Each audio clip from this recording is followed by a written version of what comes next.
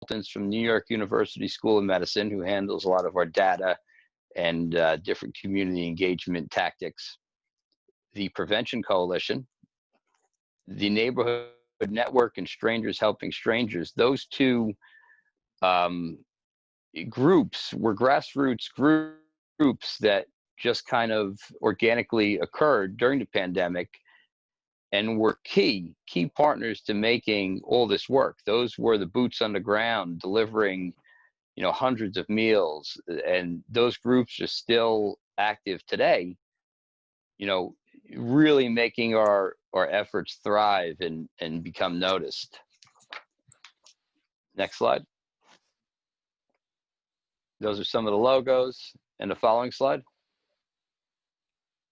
It's kind of hard to cram a presentation, which is usually, 8+ hours on collaborating and team building, community building, into 10 minutes.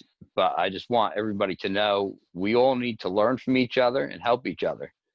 So please follow myself at Officer Stewart on Instagram and our age-friendly initiative at Generations for Garfield. And feel free to take down my email, phone number, whatever, and reach out. If you have any questions past this meeting, we're here for you. We need to work together, and that's the only way we can be successful with Age Friendly. And that is it. All right. Okay.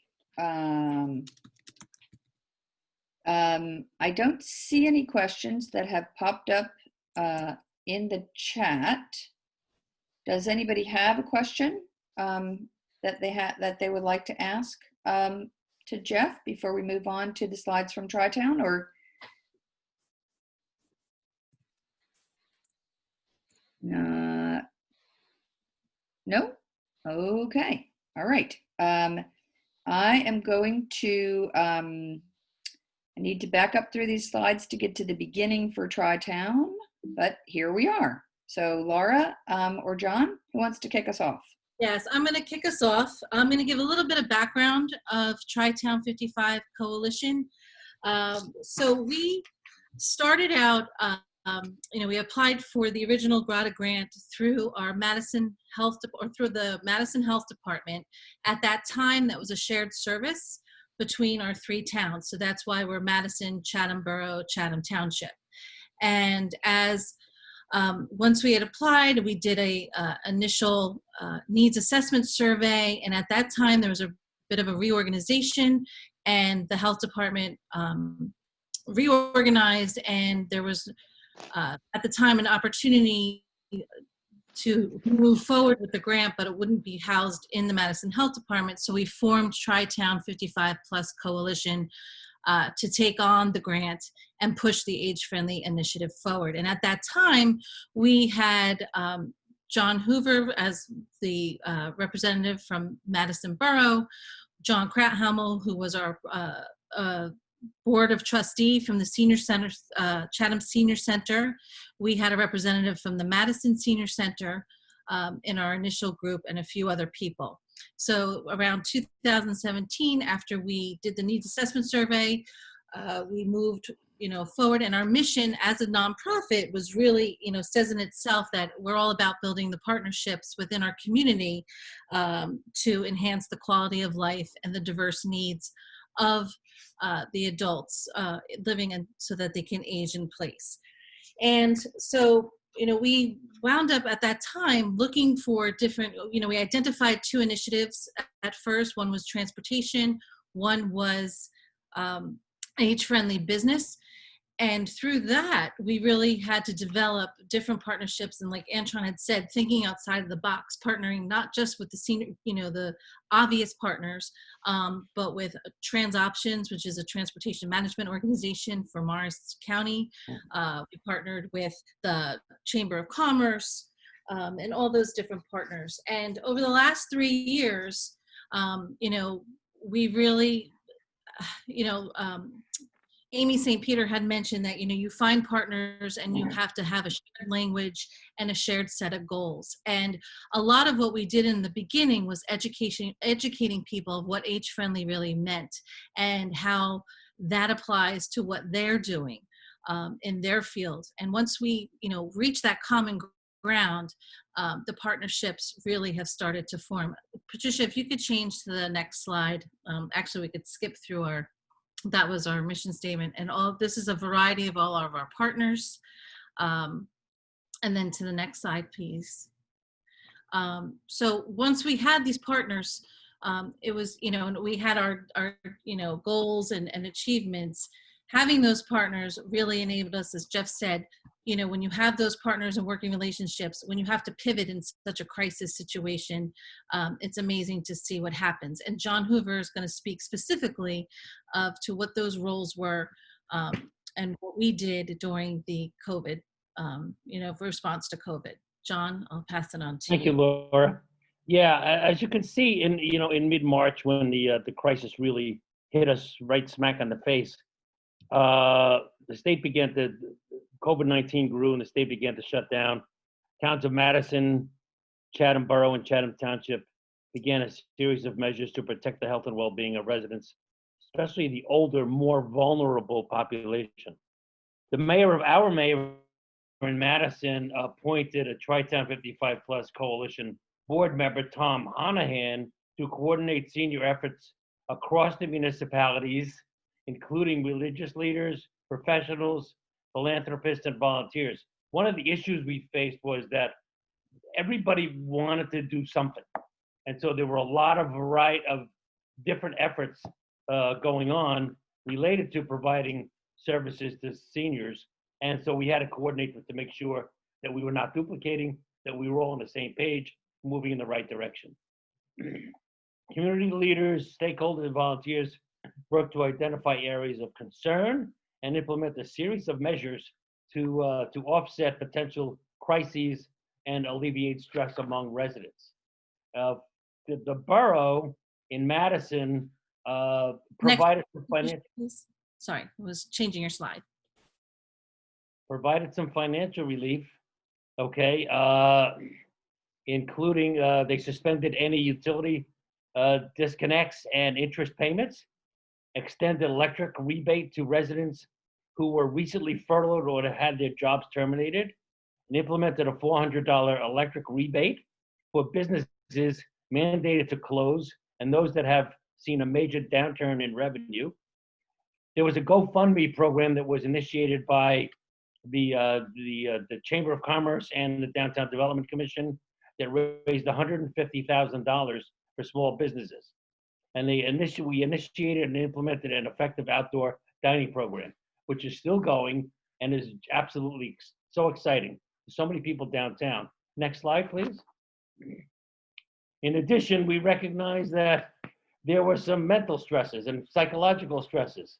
So we formed what the mayor formed, what was called Tri-Town Cares, was created to coordinate all resources across the state. And you can go on and see tritowncares.org for 3 towns to help residents cope with emotional and psychological stress during the pandemic. And it's worked very, very well. Food insecurity, we formed a senior shopping network. We had 100 volunteers. Thank you. 100 seniors were involved, and we did 500 shopping trips for them. It was an 800 number and an email address. We also worked with Boxcar to have food drives distribution programs. They delivered 2,812 boxes of food, 32 tons worth, and received $110,000 in donations, 95% from a single donor. So one donor gave us $100,000, which was fabulous. Engagement and outreach. In addition, we participated with the Norwest Cap telephone reassurance calls. We're still doing that through our senior center of the Chathams. Senior center programs and activities move to Zoom wherever possible. We don't have a senior center right now in Madison because of the pandemic, and we had to use it for other facilities. Next slide, please. So we're fostering collaboration and partnership is critically important to building capacity to deliver services to seniors. You just have to do that, and we're working with the Y and many, many other organizations, as Laura indicated in the beginning. Common threads exist across multiple community stakeholders and assets, Connections are important for achieving common goals. These connections are paramount when a community faces a crisis such as COVID-19. And that's it for me. Thank you very much. Anybody have any questions? Okay. Any questions on that? All right. Go ahead. Susan, you're muted. You need to unmute. Turn your microphone on. Okay. How did you get the word out to seniors that you were providing these services and that you could help them? Well, we used the list of seniors we had from the senior center and other entities like the Y to communicate through letters primarily and email and social media, and we got an incredible response from them. So then it was word of mouth after that, So Good question. Here's one, and maybe we could start with you, Jeff. Is where you were housed in your city, you're a part of the police department, and Laura and John, you're connected with your board, Laura, to the different councils, but is where you were housed in your city, did it make it easier or harder to make partnerships? What do you think, Jeff? I think it all has to do with relationships, and whether you're a police officer or you're in public health or you're a senior center director. I think the important thing is that you're embedded in your community, you're out there making friends, and people know who you are and where to find you. And I think that's all work done in advance of an issue such as the pandemic. Right. So having relationships on a daily basis is what makes it work in a crisis. Right. Yeah, I don't disagree with that, but I have a unique advantage being on the borough council in that I can talk about senior needs and senior issues and senior programs and senior delivery in council meetings, and that gets viewed by many, many people. So that's a real advantage that I have. So yeah, I think that's a definition of a champion, John. Yeah, that we were talking about earlier. Yeah, somebody well-placed in the city or the borough or the municipality that is for it, verbally and out front, right? Yeah. What do you think, Laura?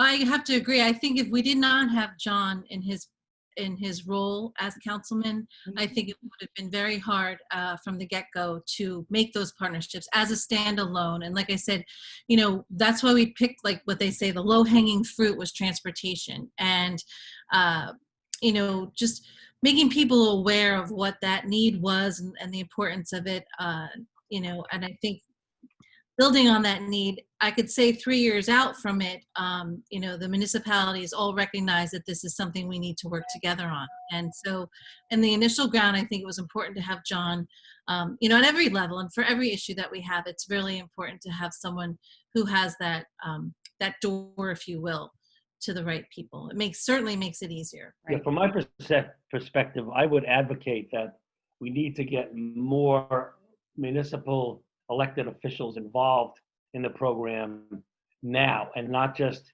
use them as a resource or a channel or a funnel. We need to get them involved, like I'm involved. Right. That has to happen.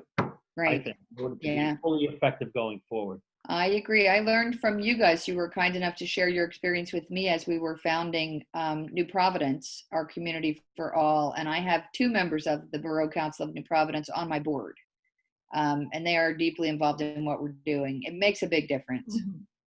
So another question is, maybe, and we'll go back to you, Jeff, to get this started. What were the easiest partnerships to build, and what were the hardest? I think your local YMCAs, your libraries, growing up in the town where I work, made it easy.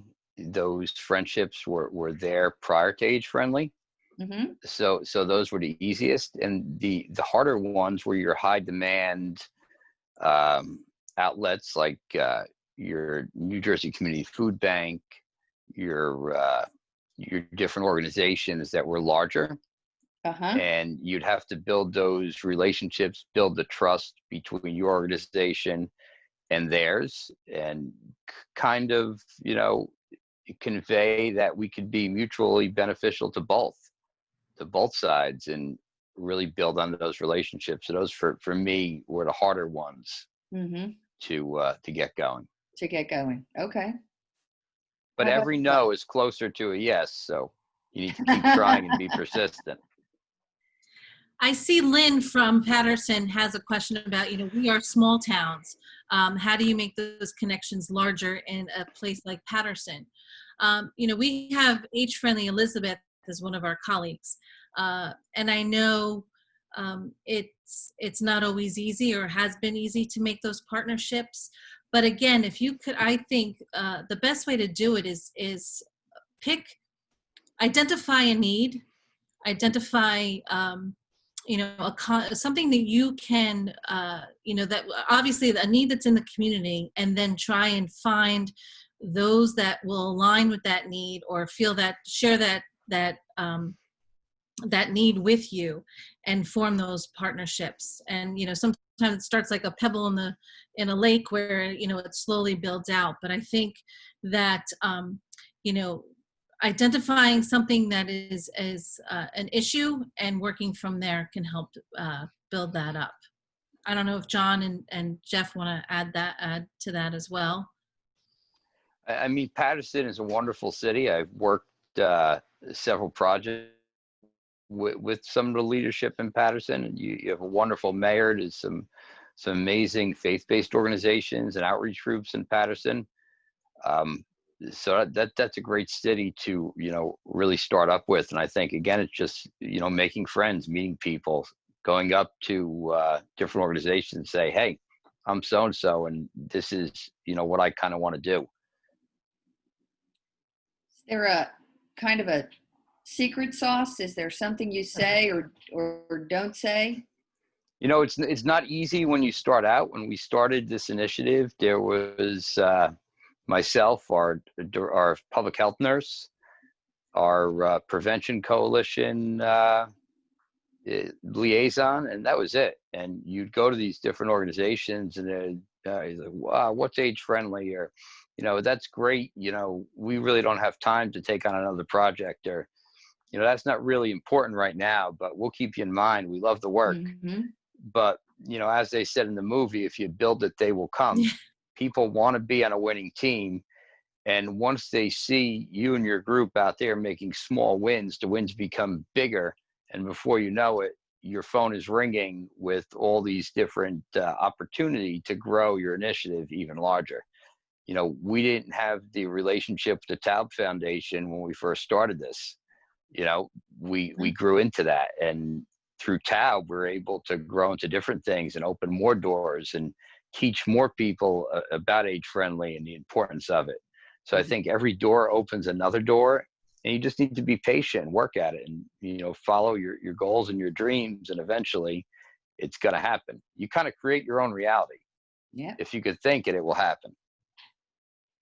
Yeah, I definitely agree with that. I think the success of our Rides for Seniors program really helped build momentum and support and traction for us, for sure.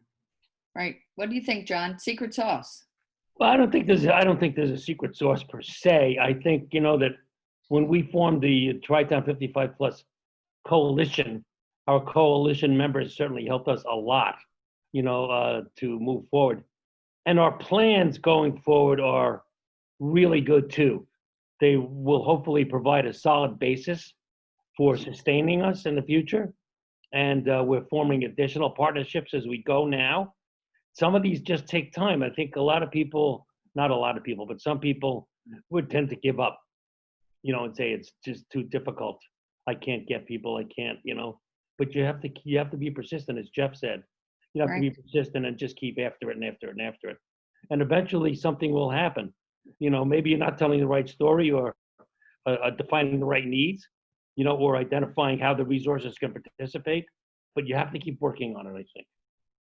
there's no secret sauce. There just isn't. Hard work and sweat. And There you go. Persistence, though. Yeah. It sounds like patience, actually. patience. All of you guys are counseling patience and persistence, and Yeah. maybe getting to some small wins, like doing what you can do and then building from that. Yep. Correct. Utilize your social media, utilize email. Yeah.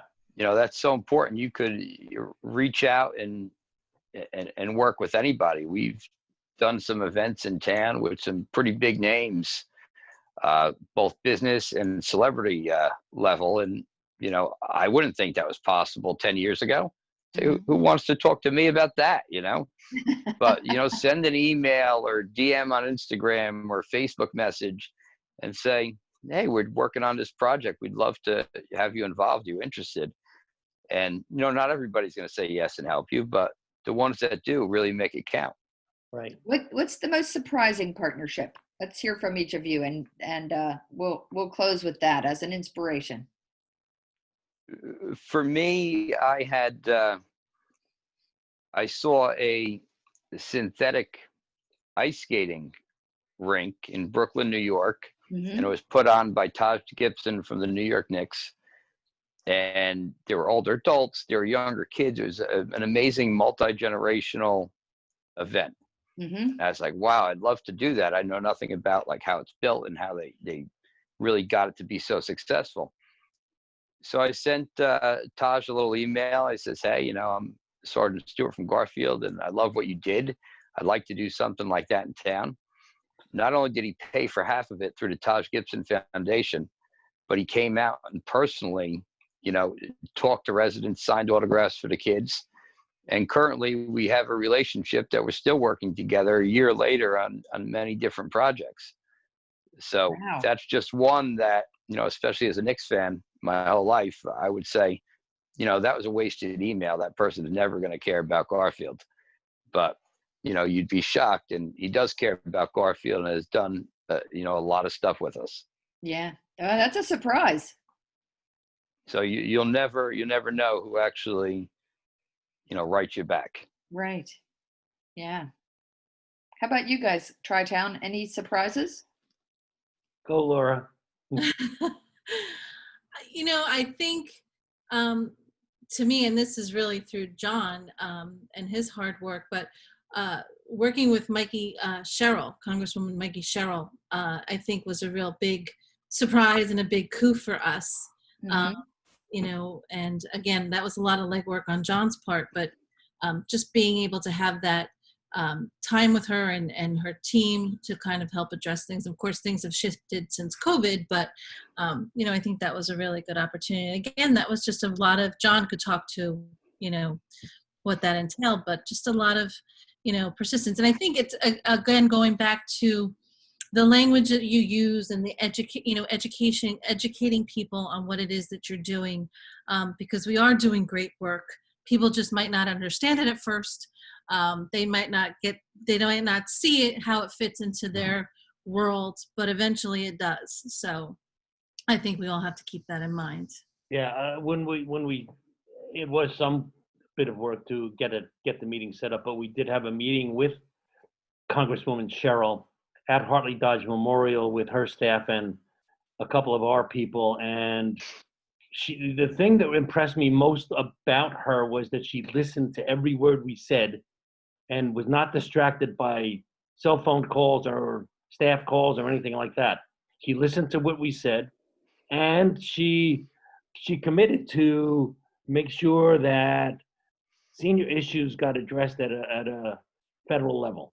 And that was my whole intention, was to have it addressed at a federal level. And she's been doing some work in that if you read, the stuff that she's been doing. So I'm pleased with that. And we were meeting with her chief of staff on a monthly basis, but because of COVID and the election, that has kind of gotten distracted, but I'm sure we'll pick that back up again, in November or December. So, Right. She was really good. That was a big surprise, and that was a good one, Laura. Thank you. Yeah, that is a great one. That's awesome. Does anybody else have any final questions for our presenters? Jeff, John, and Laura, thank you so much. Yeah, any other A questions? pleasure. Thank you. Thank you for having us. It's great. Yeah. Oh, we have 2 new messages, I think. Let me just see. Oh, nope. No, I don't think we have any more questions. I think we're good. Okay. We're just a little past 11:30, so we're at our sign-off time. I want to thank everybody for being here with us. It was wonderful, and these sessions will be recorded. So if you heard something or you saw something in the chat you want to follow up on, you'll be able to get it in a couple of days. All right. Thank you, everybody. Thank you for being a good host. Oh, sorry to be late. You've done good. No, you've done good. You got it done. That's important. All right. Okay. Yeah, thank you to everybody Bye. for having me. It was a pleasure. And if anybody wants to reach out 24/7, you have our contact information. I work for free, so ask away. Yeah, really, reach out to us. We're really, willing to Yep, help. absolutely. Thank you. All right. That's it. We leave the room. Time for more bagels and coffee. There you go.